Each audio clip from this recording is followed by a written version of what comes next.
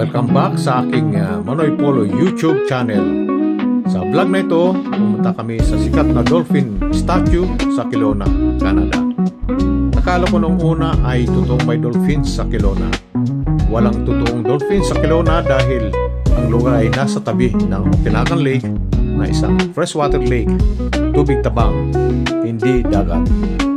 Ang nakikita ng mga tao doon ay statue lamang ng mga dolphins, hindi tunay na hayop. Kahit bakaran mo, iconic landmark sa waterfront ng Kelowna. Napakaganda ng bakaran mo yan. Perfect spot para sa pictures at vlog. Kung nagustuhan mo ang video, please like, share, and subscribe. Bakaran mo yan. Maraming salamat.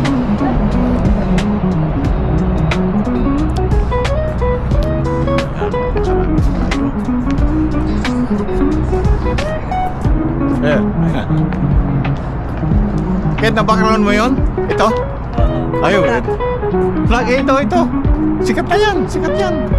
May picture na kayo eh. Picture na tayo. Hindi, yung TikTok ibig sabihin. Para mo siya ma-perform na ng TikTok. Oo. TikTok. Pili ah. Oo. Kahit ulitin mo yung TikTok. Sikat yan. Gaganyan-ganyan lang yan pero napakasikat niya sa YouTube.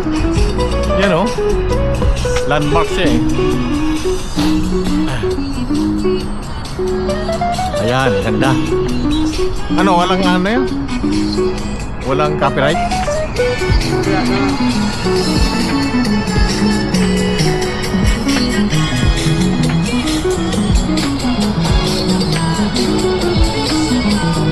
Di ba susundan mo lang naman yan? Hindi ko na, hindi yan. Mahaba eh, hindi ko yung ano.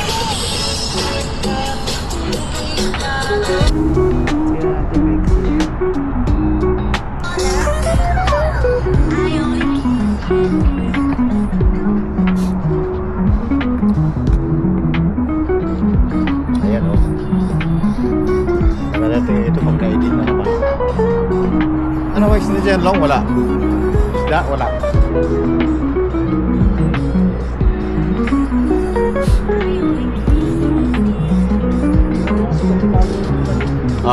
Konektado. Ay, ibig sabihin labas-pasok na yung mga isda dyan. Ano to? Lake? Okanagan ko. Ay, Okanagan pala. Lake Okanagan.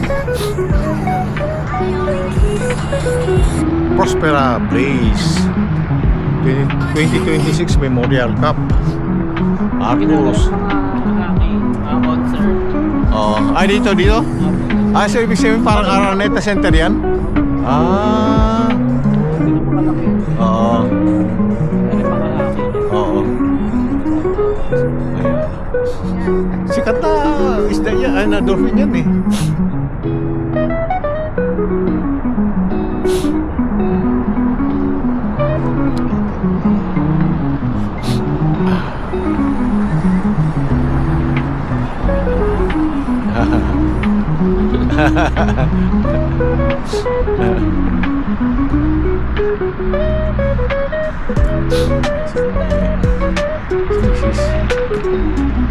Tutok siya. Mga take on na yan pag ganyan eh.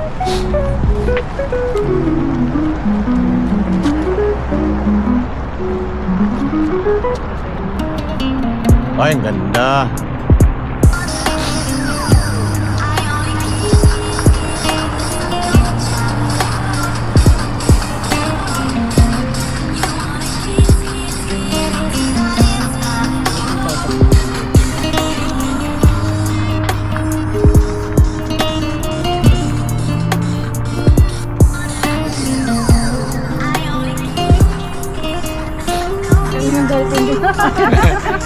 Oo, ang ganda ng effect niya, no?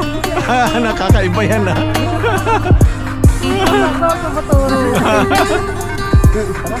Oh, sige. Kaya lang may isa pang dolphin dun, no? Kasi ako nga, ito pa pa eh.